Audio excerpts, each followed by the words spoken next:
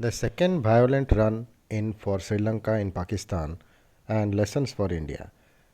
The horrific lynching of a Sri Lankan employee at Sialkot factory for alleged blasphemy has elicited strong reactions from civil society, Pakistan's political class and even the military.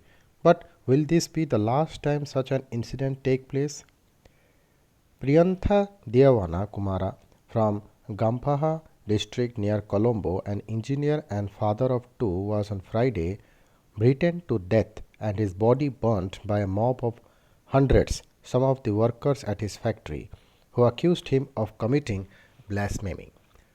From the Prime Minister to the Chief of Army Staff and others, even Minister Sheikh Rashid, a proud supporter of jihadist extremism, all stood unequivocally united in the condemnation of the incident and promised swift action. While Pakistan's progressive civil society has always stood against such incidents as going to the core of what is broken within, this is perhaps the first time that a killing in the name of blasphemy has elicited such unanimous and unequivocal condemnation from the political class and the powerful army. The strong official reactions may be due to the fact that victim was a foreign national from a South Asian country with which Islamabad has gone the extra mile to build ties. Pakistan is hyper conscious about projecting a progressive image abroad. This is the second time in the last 15 years that Sri Lanka, which has fair people to people ties with Islamabad, has found itself wrong footed by Pakistan's extremist violence. Pakistan is only too conscious of this. In the world of cricket, it is still paying a heavy price for the attack on the Sri Lankan team bus in 2009. Other than the Zimbabwe team last year, Pakistan has not since been able to host a single foreign team, with the Kiwis too pulling out in September this year after a security alert. But even at the time of the cricket bus attack, the strong ties between the two countries cushioned bilateral relations. Colombo has little regard for the IPKF. It remembers more the Paripu drop over Jaffna when the Indian Air Force dropped food supplies to Tamils when the Sri Lankan army had laid siege on the northern peninsula in 1985.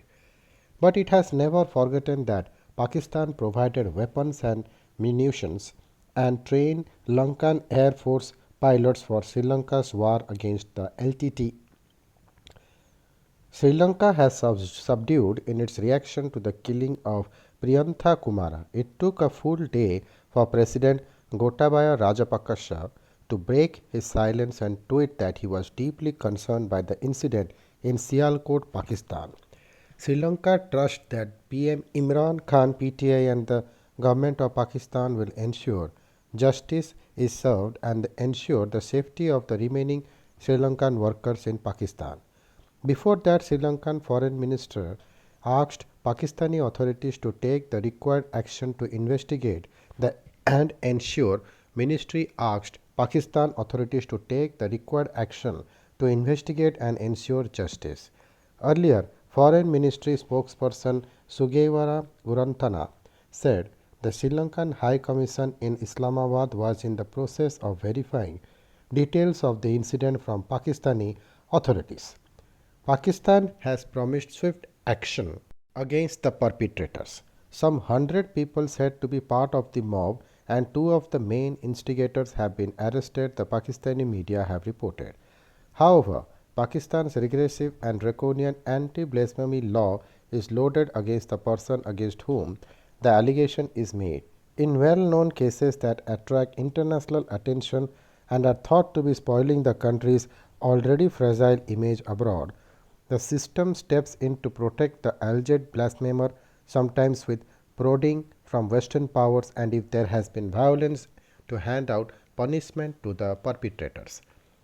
Aisa Bibi, the most famous example of the way the law enforces the government and the judiciary work is that Aisa Naurin, better known as Aisa Bibi, who was arrested in 2009 after her co-worker alleged she had committed blasphemy.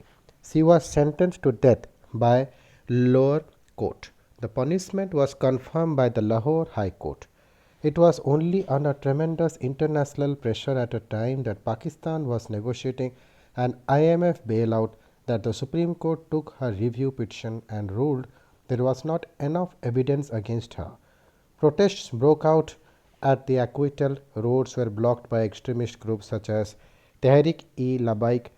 Aisa had to remain in custody for the next 6 months because of fear she would be killed. Prime Minister Imran Khan had to make repeated assurances that she would not be allowed to leave the country. Finally, she had to be spirited away from Pakistan to Canada secretly.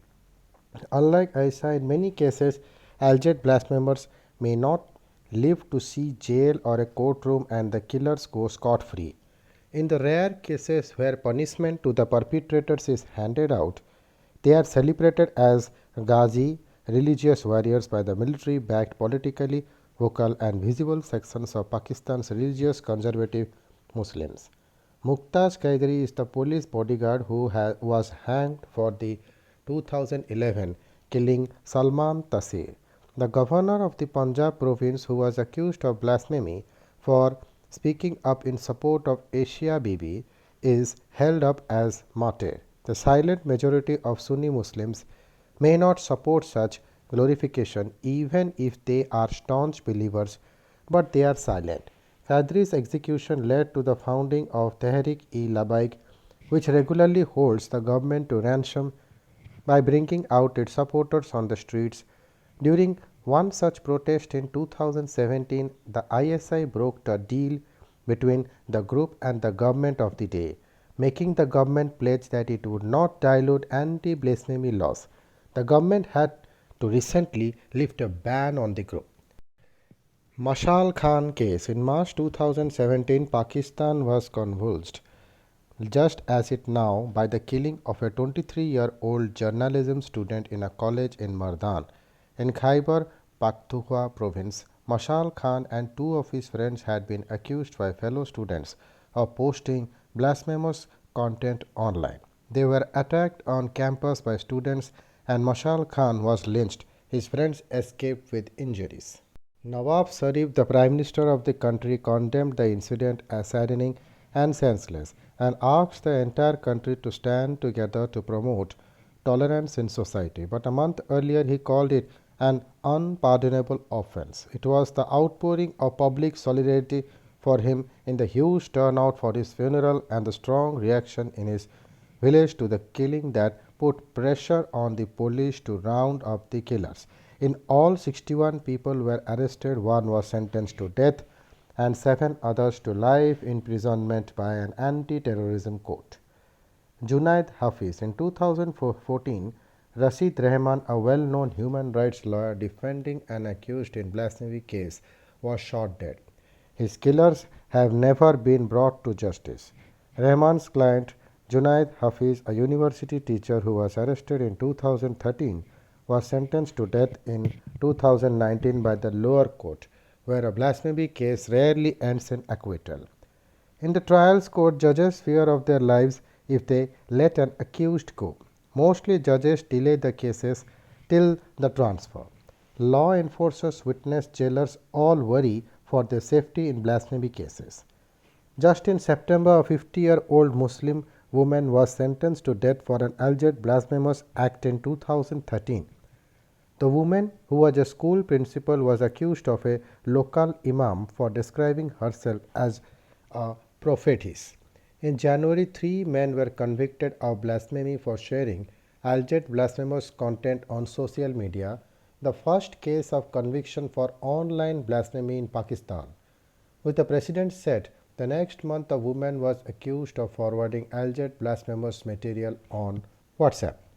Section 295A, the Blasphemy Law. In September, the Human Rights Commission of Pakistan expressed concern at the surge in blasphemy cases being registered. It said 40 cases has been registered in August alone. According to estimate by NGOs, some 1800 cases by blasphemy have been registered since 1977 when the blasphemy law was made stricter. Law enforcers know Section 295A of the Pakistan Penal Code, which deals with blasphemy is widely misused by religious fanatics against members of minority communities, Ahmadi, Shia, Hindus, Christians, and against Muslims too, to settle personal scores. For the accused, prison is often a safer place than freedom as they live under constant threat to their lives.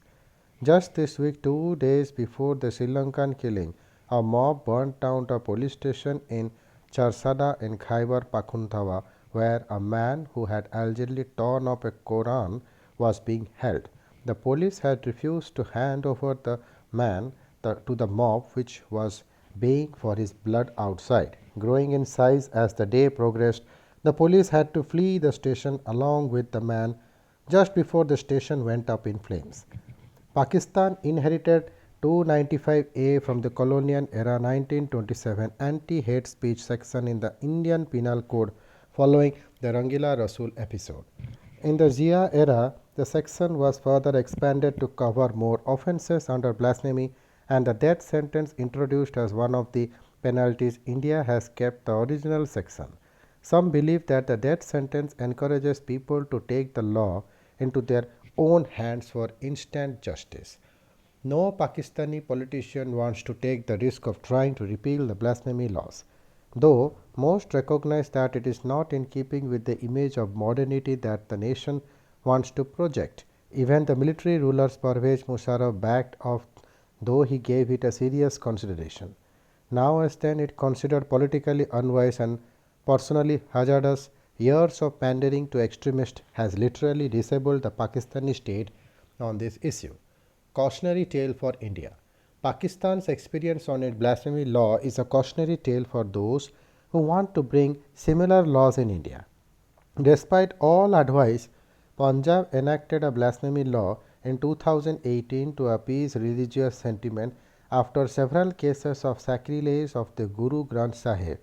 Disrespect shown to the Sikh holy book, the Bhagavad Gita, Bible, Quran are all punishable with life imprisonment.